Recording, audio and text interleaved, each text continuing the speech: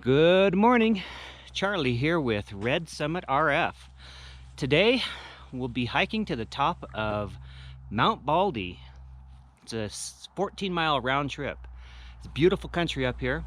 I slept in the back of the truck and it got cold. Look at that frost on the truck. So I was prepared though. A little fog off in that direction. But here's Chris and Dale. What's left of them. Chris forgot his poles, so they went back to the other end of the trailhead to pick them up. We're gonna do the loop, so we'll introduce them when they get back.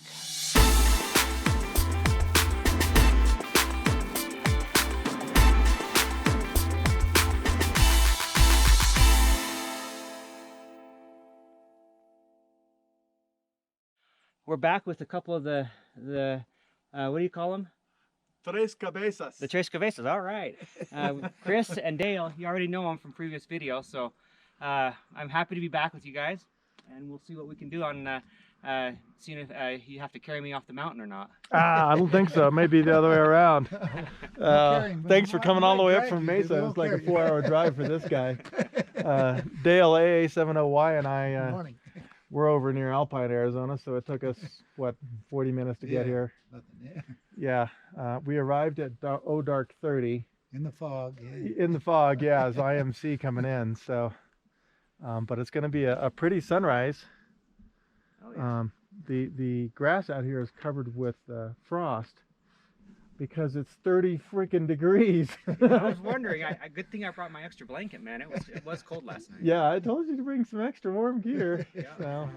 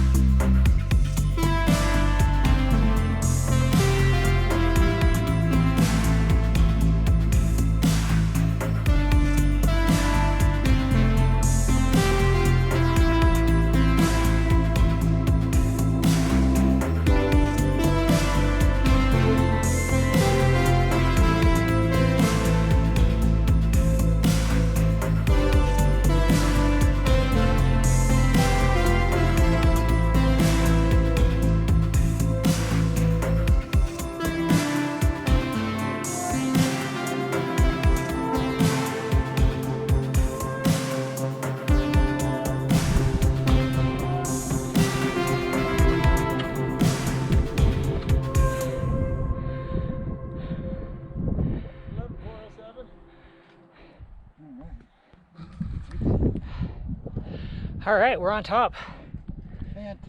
11,420 feet. Although Chris says it's 11,407. Maybe you have to climb on top of that rock pile to make it. But I'm gonna catch my breath here at this high altitude, then I'm gonna find a place to set up and we'll get going. See if there's cell service. If not, I'll have to use the inReach. So we'll do it. Coming up. It's an honor and a privilege to hike with Red Summit RF, a legend in the SOTA community. Let's see if we can catch him in action. There he is. He's recording another video. I might actually be in it. What do you got there, Chris? Red Summit RF, caught in the wild. That's right, man. Okay, all set up. I'm gonna do 20 meters and see how that goes. So let me get hooked up here and we'll start sending the airwaves.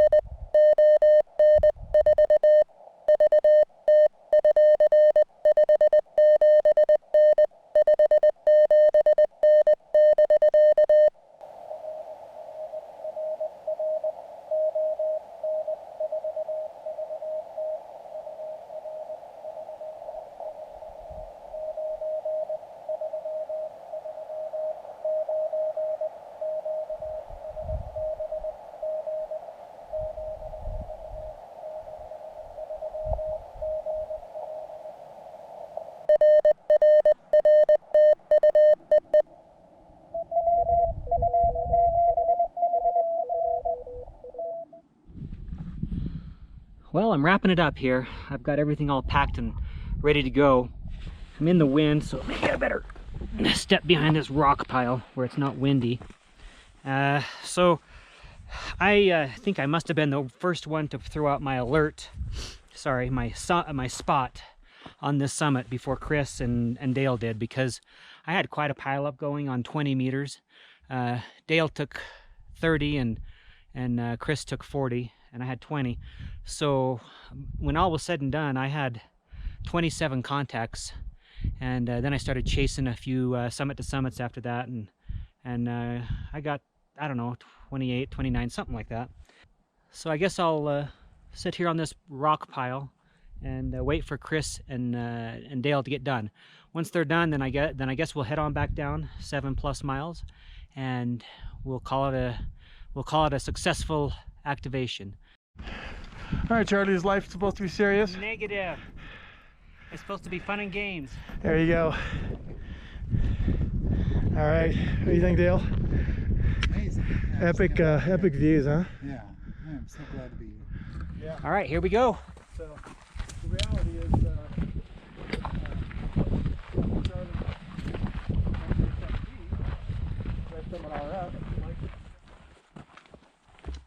was a lot of fun. It was a fun day. Yeah, I wrote this. I enjoyed chasing Steve. Okay, so we wanted to talk a little bit about something that is important to people who are visiting Arizona, and that is making sure that you are on a legal summit, or a summit that you can legally activate, because over 900 peaks in the United States are on reservation land, and of those 400 are in Arizona, over 400. So you have to consider that that's private property, just like other land that is owned by people. And so when you come to Arizona, you got to make sure that you look at the maps and avoid activating those tribal lands without a permit. Permits aren't that easy to get, so you got to make sure you get those permits. So I wanted to ask. It probably depends on, which tribe it is and which mountains. Right. For up here, it's a White Mountain Apache tribe, which would be permitting Baldy in this case. Yeah. So what are some things that we do to ensure that we are activating a summit legally? Because there's the activation zone that you've got to consider, and then there's the property that you've got to consider. So Chris, what do you do? Yeah, it's all part of the planning process. So my biggest planning is looking at the charts and seeing where the boundaries. I could see the boundary up here for the White Mountain Apache tribe versus the Forest Service property. So I checked that, a couple maps, and there was something else I did too. But that's probably the biggest thing I do. I know you had some thoughts as well. Yeah, Dale, remember? Well, I'm pretty new at this, so, and I'm an old guy, so I use paper maps. And in Arizona, Hike Arizona is a good resource, and of course Google Maps and that. But on this peak here, I just followed you guys, so it was super easy. So. That's cheating, man. We did all the research. Okay, so yeah, the last couple of things I would mention is, one, if you go on the SOTA website, or on I can never pronounce it, SOTA Atlas, the association manager put on there if the summit requires a permit, and so make sure you check there. Also, if you just look at the number of times a summit's been activated, it gives you a good feel for whether or not it's a legal summit. If you see low-hanging fruit, a 10-pointer that looks like it's easy to activate and nobody's activated it, then odds are there's a reason. You probably need a permit to get it, or it's on private property. Or it's on a cliff and only K6 ARK can make it up there. That's a possibility too. Yeah. So it's not always true though. Cooley Mountain over here has 20 some odd contacts, and it was pretty easy to get a permit for that one, but since then I don't think you can, but it may change again. But I guess the point is, make sure if you come visit Arizona that you are aware of tribal lands and private property, and make sure that you get in that activation zone and outside of the tribal lands and private property if you don't have permission. Anything else to add, guys? No, I'd say that. I mean, private property is also, you know, regular private property. There are some homeowners that own the top of a mountain, so you just don't want to go into those. And it's just like any other hiking activity. Don't go into private property, and don't leave any trash. Pack it in, pack it out, people. Okay, cool. All right, onward to the bottom of the hill. Yep. So we came up East Baldy Trail, yep, which is to our left, and we're going to go down West Baldy Trail. None of us have ever done that. New territory. Yeah, new territory. So let's check it out. All right. Yeah, let's go. Let's get cracking.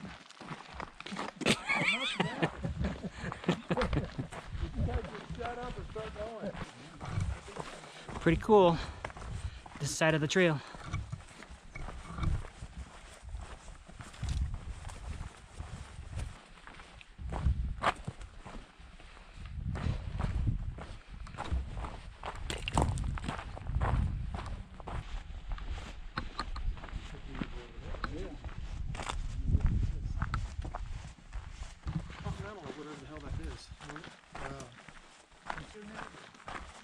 Yeah, Frontier.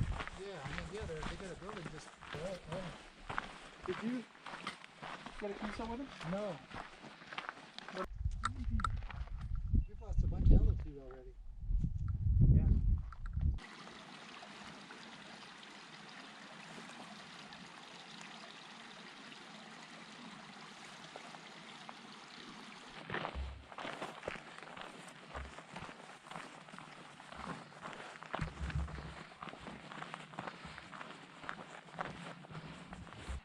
We went a total of 15 miles, a little over 15 miles. Said at the beginning we were going to do 14, but we added a little bit when we did this loop. So that's cool. Put a little extra miles on.